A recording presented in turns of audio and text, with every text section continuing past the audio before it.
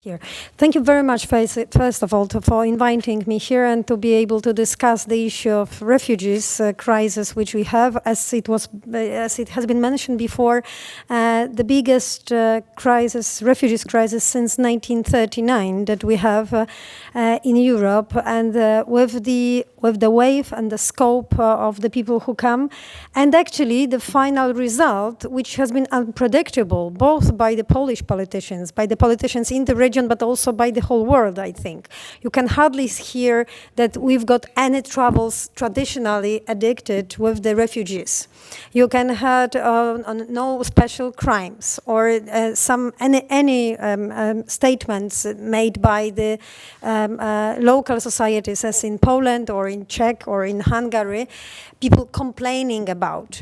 Me personally, I must say openly what I mentioned before, I thought that in Poland the honeymoon between Ukrainian and people will last not longer than 1 month, whereas we are after 100 days of war.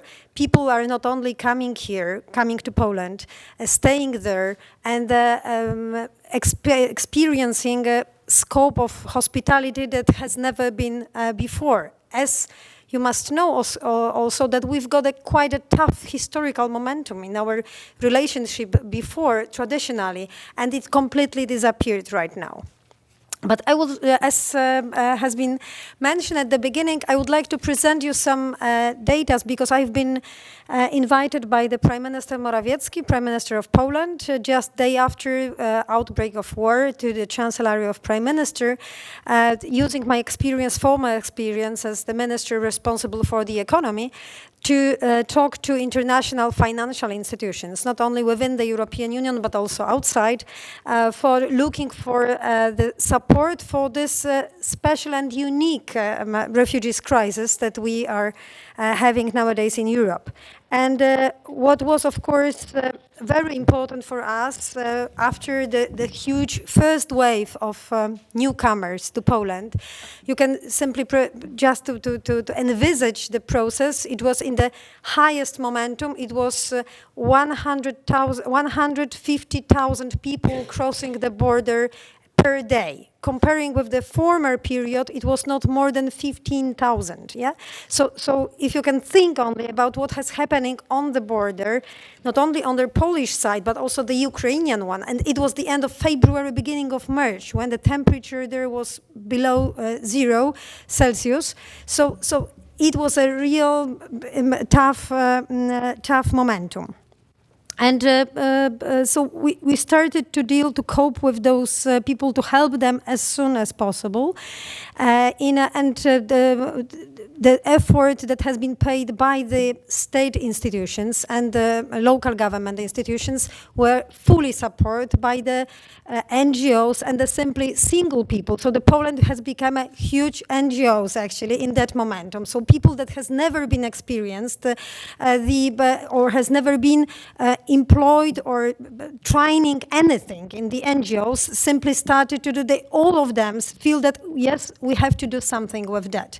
And you can meet people in the railway station, on the border, opening the houses for those people on the scope and which has never been presented, not only in Poland, I think, but you can hardly see this situation in any other European member state country.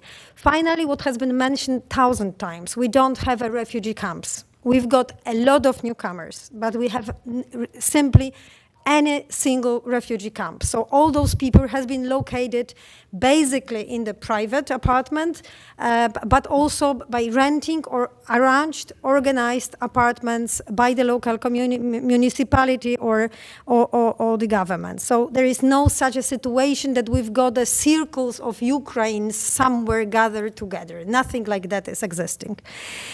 But I would like to bring you some fresh data, which are really, I must say, it was the data we want simply to have a knowledge-based policy and to have to be able to understand who has come to Poland and whom we have on the border. What are their plans? What they want to do? What are their qualifications? How much kids do we have in terms of healthcare system and education system? It was, so this is the survey, the largest survey that has been done after the outbreak of the war made in Europe. It is approximately 8,000 people being questioned. Comparing to the one made in Germany, it was 2,000 people being asked. This is more than 7,000, approximately 8,000 people asked. We did it together with the, I mean the Chancellor of Prime Minister, together with the Ukrainian embassy and with the support of Facebook and Google, so to be able to direct the questions as wide, as broad as it is only possible. So this is, I know that this is not in very favor of sociologists, because it is very difficult to make a proper trial, proper group of people, because representation is unknown. So this is very difficult to say whether we've got the real full answers, but taking into account, finally, I think it is really interesting and important. One more thing that should be added to all of those preconditions is that Poland has started to issue the ID numbers for those who come, for the refugees. We started to do it at the end of March, beginning of April, approximately 60% of those who come to Poland has applied for those IDs. But after this ID, we know only about the sex and age, nothing more connected with that. The ID is necessary if the ID is the is the door open to the all public services. The healthcare system, education system, everything what is necessary and what is open for the Polish citizens, it is opened as well for the Ukrainian. But and what you see here, what is probably it is this mistake in the survey.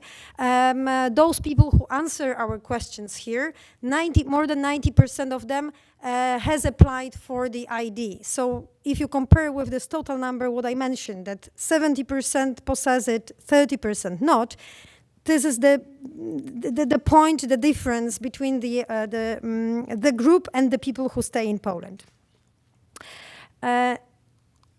Yes. As I mentioned, the survey has been created and distributed in cooperation with the Embassy of Ukraine in Poland, and the GovTech is the part of the administration. And the promotion channels, as I mentioned, it was Facebook, but also the channels of communication used by the Ukrainian in Poland. We've got 7,505 respondents remaining in Poland. The number of children accompanied, I will say about that a little bit later, and all or accompanied by adult. 96% of those who answered the questions were women, and this is this shape of the population, because as you know, the young boys and men could not leave Ukraine because of the war reasons. 39 is the average age of adults, respondents of our survey. 8 years and a half is the average age of children. So this is also important in terms of the school preparation, but also the openness for entering the labor market. And top 3 previous regions of residence in Ukraine is Kiev. It is not difficult to answer. The capital city, Dnipropetrovsk, and Kharkiv. And top 3 current localization of respondents in Poland is a Polish capital city, Warsaw, Krakow, the former capital city, and Wrocław, nearby, traditionally connected. In Wrocław, we've got a huge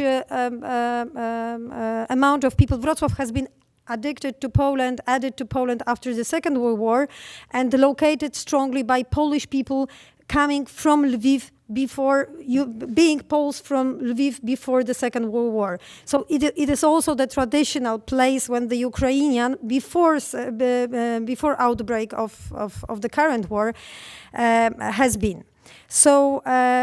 But anyway, definitely the big cities were the first choice of those who come to Poland. structure of population of refugees residing in Poland. If you see on this left side, you've got the age, which is very important. So 48% of population is in a productive age. That means that this is the capital for the labor market as well, right? So 48% are under 18 years old. The gender, as I mentioned before, 96% women, only 4% men. If you think, it has been said at the beginning before, the means of transportation, so 50 to 52% come to Poland with public buses, mainly arranged by the state, the Polish state. 25% by railways, also arranged by and paid by state. Own car, 14%. It was at the very beginning, first 2 weeks, it was those comers, those refugees who come with their own cars, and also the riders offered by the private individuals. And the last point is this traveling, how many people are with families that come to Poland.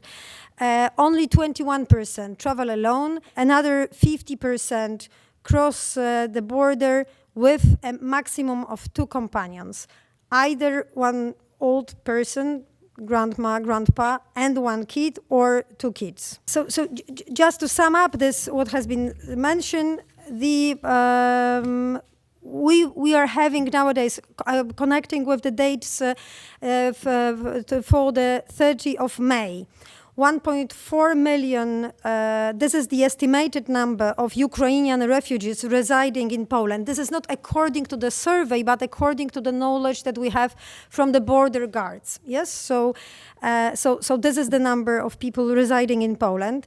61% of them stayed in a temporary accommodation free of charge. I'm mentioning that because we will have some conclusions regarding how to deal with this group of people. Not more than 500,000 of people. This is the estimated size of the new Ukrainian diaspora. So those people who declare themselves to stay in Poland for longer, yes, so who are not willing to come back to Ukraine. If you think about employment and financial independence, this is one important issue, which is that up to 80% of adults has savings for approximately 1 month, 60% for not more than 2 months. And this amount also of people is looking for a new job, which is a good message. They are not waiting for the support, but they are willing to enter to the labor market. And also 80% of them declaring that the lack of language skills is a main barrier to the entering to this market. Although our languages are very similar, still it is not enough to enter fully safely. It is enough to go to the shop. It is enough to go to the pub to use for some public services, but this is definitely not enough to enter to the labor market, especially if you think about the qualifications of those people, which is also unique comparing with the former previous refugees crisis. There are some data grabbed not from the survey and the questions, but from the SIM cards, so the location of those people, and this is what I said before. They are gathered mostly in the biggest cities, so Warsaw, the south part, it is Krakow, southwest is Wrocław. So we've got at the beginning, in the peak momentum, we've got 3.7 million people that crossed the Polish border. 1.7 up until now has come back to Ukraine. 0.6 has already left for other places outside Ukraine and outside Poland. 1.4, this is this estimated number of people currently residing in Poland. If we think the accommodation, as I mentioned at the beginning, we don't have any refugee camp.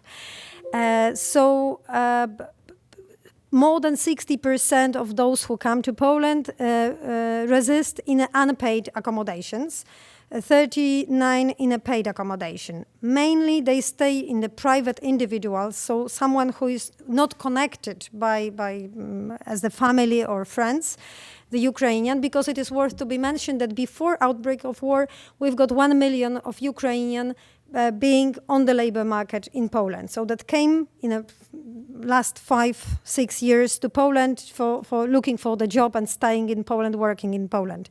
So a lot of those who come after 24th of February simply find the accommodation in this 1 million diaspora already located in Poland, but another, almost 2 million, firstly stayed in the Polish private apartments.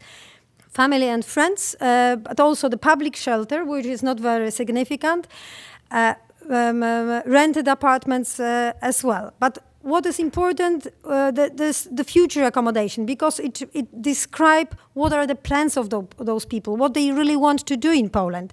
The 44% of them are answering that they want to rent a house, rent a flat, rent an accommodation. That means that they want to find a job, earn money for them, and being able to pay for the accommodation. This is really very, very important. So, in the short term, the accommodation, refugees plan to stay for about up to 3 months.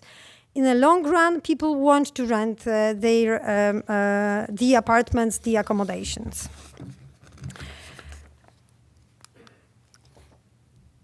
So it is just maybe might be interested that the accommodation with no charge are broadly, mainly presented in the west part of Poland. So Lublin, you see the city, the biggest city close to the eastern border, so close to the Ukrainian and Belarus border.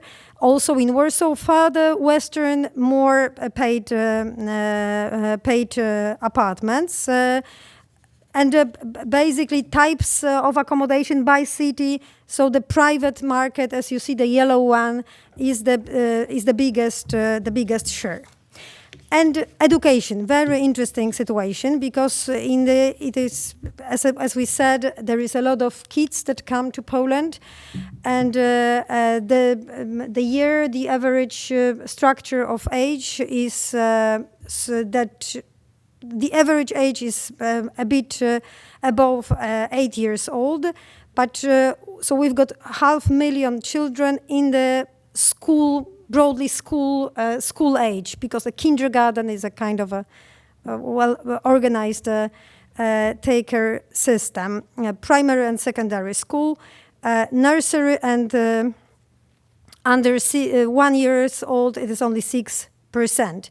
And what has happened when they come to Poland, it was of course a big openness of the schools, and some of them come to the Polish schools, but it was just in the middle of the term when the education, the distance education has been still organized by the Ukrainian side. And a lot of them decided to complete the school year in the Ukrainian system. It is very difficult, of course, to enter to the school system just in the middle and to be classified. And then those people still were thinking, a lot of them, that they will come back soon to the Ukraine. So they decided to do that. And that is why what did the Polish government decided to offer the laptops and access to the internet for them, rather than force them and push them to come to the Polish schools. And the whole system, the educational system, is now being prepared for the 1st September, when the school year is starting in Poland, to accept and to be open for those Ukrainian population who want to come to the school. And who is going to come? As you see, more than 50% want to come to when the school year is started, to send the Ukrainian students to the Polish school system. And this is of course the philosophical question regarding the school system, whether, and it was a discussion, and it is still a discussion in Poland with the Ukrainian side, whether we should prepare the Ukrainian schools with the Ukrainian system in Poland for the Ukrainian kids, or rather we should support them to enter to the Polish system. Well, my experience as the former member of the government is rather, we remember Poland has got quite a significant minority in Germany. It is the biggest minority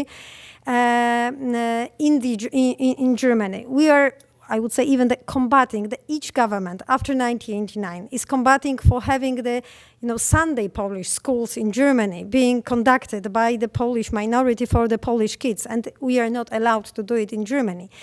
So our idea was that yes, it is allowed to arrange the Ukrainian school in Poland, and it can be done by the Polish NGOs or by the Ukrainian society or by anyone under the Ukrainian regulation framework, but it is not going to be organized by the, let's say, the government side. Yeah, so the government side, lack of time.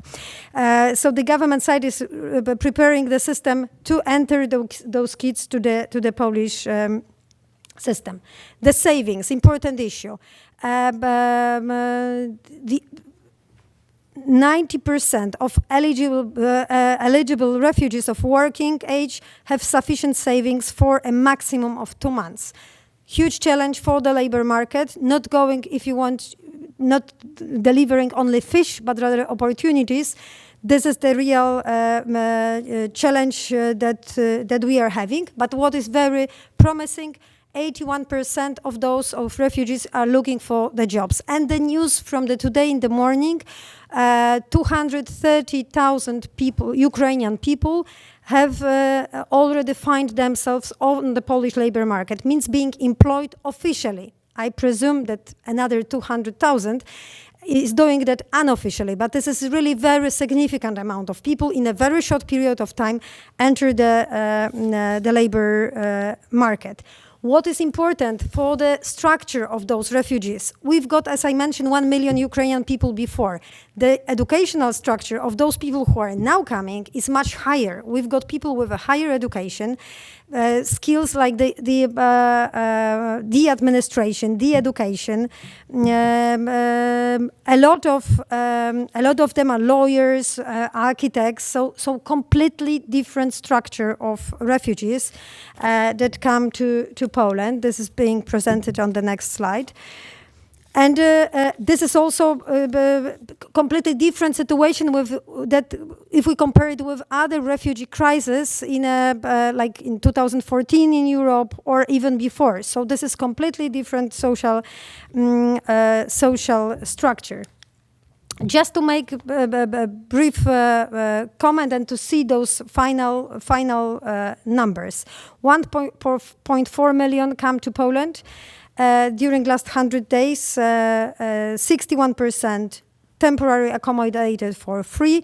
500,000, this is going to be the new Ukrainians living for longer period in Poland. Not very well equipped financially. That is why looking for the job and open for that. Ready for reskilling. This is also important. They are ready to change their professions. And with the kids ready to come to enter to the Polish school system.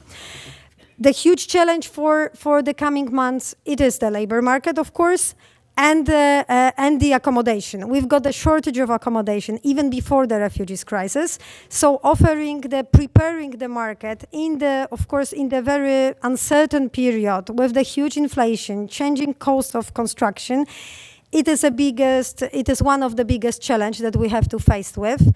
And but what is the optimistic and out of this survey, that what I mentioned at the beginning, we don't have any hesitation, any darkness on the Polish society, whether we should support or not those Ukraine. We feel, and the notion that this is also our war is very deeply rooted in Poland, because why?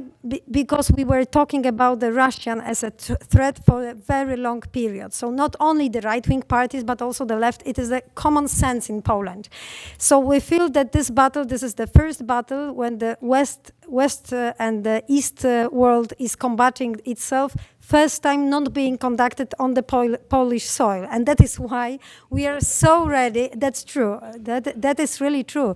And this is why we are so strongly and supporting those who come here. And that is why the Polish authorities are so strongly politically supportive for the Ukrainian politicians nowadays and the Ukrainian part in this awful war. The crisis, the biggest as it was the refugees crisis, but I would say that dealt in a very unprecedented way that might be as an example for the rest. And what I must say, being here as well, it costs a lot. Yeah, so in terms of simply the tough money. Yeah, and if we think about support, that would be worth to be spread. That this support is necessary not only now, because when the summertime is started, the consciousness and the interest of this war and also of those refugees is not going to be that strong as it is now. But we need this support to support those people for a definitely longer period. That is why it would be good in the presence in the places like this one here to once again maintain this attention towards the process that is going on in the Central Europe right now. Thank you very much.